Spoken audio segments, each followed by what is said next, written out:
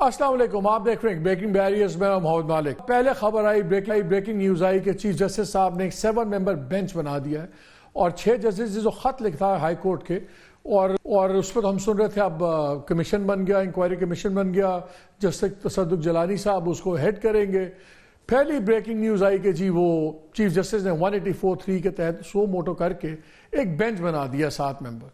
اچھا، ابھی یہ خبر چل رہی تھی، تھوڑی دیر کے بعد خبر آئی کہ عمران خان کو توشہ خانہ کیس میں جو ان کا سزا تھی وہ معطل ہو گئی۔ اب ایک دم سیکنڈ بڑی خبر آ گئی، پھر تھوڑی دیر میں خبر آتی ہے کہ فارمر ریٹائرڈ جسٹس تصدق جیلانی صاحب نے خط لکھ دیا وزیر اعظم کو، جس میں انہوں نے معذرت کر لیا کمیشن کو ہیڈ کرنے کا۔ پھر ہم نے دیکھا کہ پی ٹی آئی کے former federal minister Fawad Chaudhry, ان کی بھی بیل مل گئی۔ حماد اظہر، ان کو 51 کیسز کے اندر ایک راہداری بیل مل گئی پشاور ہائی کورٹ سے۔ گنڈا پور صاحب کے جو نان بیلیبل اریسٹ وارنٹس تھے وہ بھی سسپینڈ ہو گئے، اور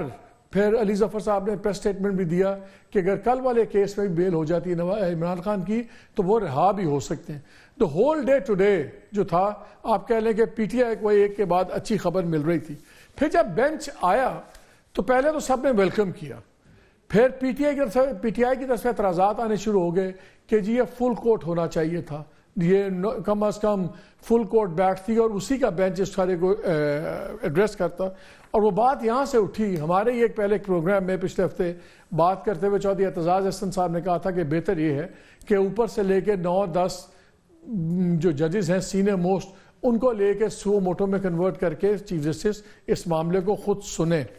لیکن آج جب ججز ہم دیکھتے ہیں تو چیف جسٹس صاحب ہیں، دوسرے نمبر منصور علی شاہ صاحب ہے سینیورٹی میں، پھر یحییٰ آفریدی صاحب ہے جو تیسرے نمبر پہ ہیں، چوتھے نمبر پہ ہیں، پھر جسٹس جمال خان مندوخیل ہیں جو ویسے 5ویں نمبر پہ ہیں، اور پھر اطہر منلہ صاحب ہیں جو 8ویں پہ ہیں، اور جسٹس مسرت ہلالی صاحبہ ہیں یہ 11ویں پہ ہیں،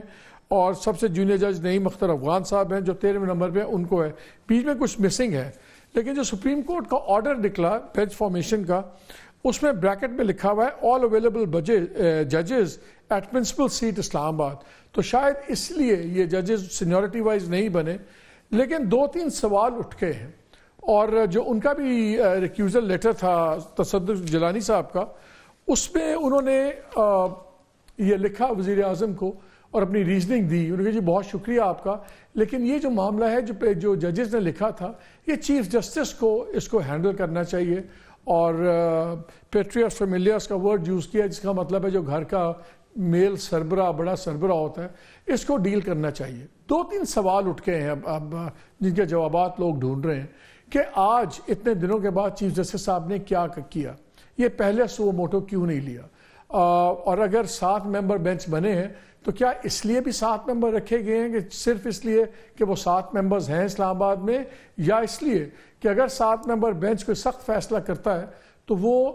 اس سے ایک لارجر بینچ پھر اپیل بھی سن لو اس پہ گورنمنٹ کی یا دوسروں کی۔ لیکن کچھ اندر کی باتیں جو ہم سن رہے ہیں وہ بڑی انٹرسٹنگ ہیں۔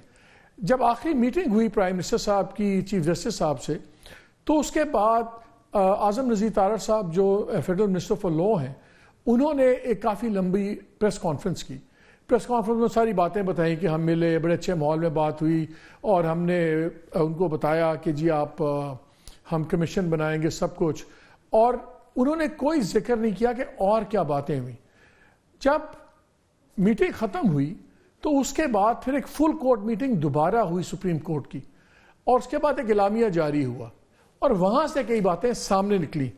اس کے اندر بڑا انٹرسٹنگ ایک چیز ہے جو آپ سے شیئر کرنی ضروری ہے، وہی بتاتی ہے ڈفرینسز کہاں سے بڑھے ہیں۔ وہاں پہ چیف جسٹس صاحب کی طرف سے جو اعلامیہ آیا سپریم کورٹ کی طرف سے،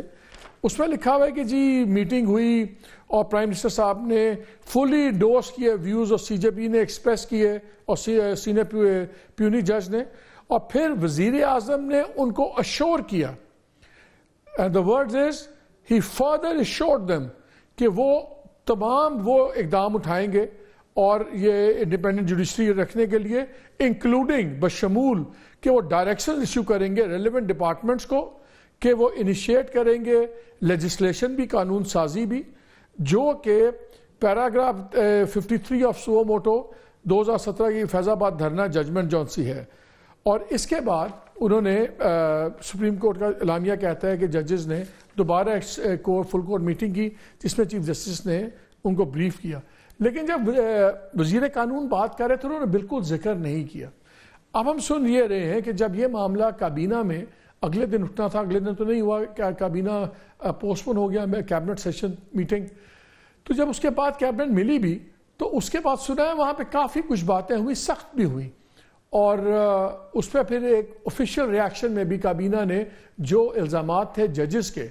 کہ جی ایگزیکٹو کے کہنے پہ انٹیلیجنس ایجنسیز وغیرہ کر رہی ہیں انوالو اور سب کچھ، ان کو رد کیا، مگر یہ معاملہ 1 ممبر کمیشن کے پاس چلا گیا۔ اس کے ٹی او آرز بھی بڑے ویگ ہیں اور لگ رہا تھا کہ یہ بات کہیں بیل نہیں چڑھے گی، اپنے لاجیکل کنکلوژن پہ نہیں جائے گا، اور آج ہم نے دیکھا کہ وہ کمیشن شروع ہونے سے پہلے ہی اپنی موت مر گیا۔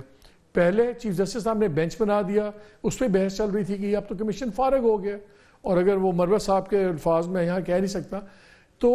کمیشن کے ساتھ ہو گیا، لیکن جب تصدق جیلانی صاحب نے اپنے آپ کو ریکیوز کر لیا تو کمیشن بالکل ہی ختم ہو گیا۔ اب بات یہ ہوگی کہ اب کیا کمیشن بنے گا، دوبارہ انکوائری کمیشن بنے گا، یا اب سپریم کورٹ کا یہی بینچ ان اے وے کورٹ بن جائے گی، یہ سب کو بلائے گی، سنے گی، اور پھر اس کا جو فیصلہ ہے وہ اس کے کیا حیثیت ہوگی، کیا سب کچھ اس میں ہوگا۔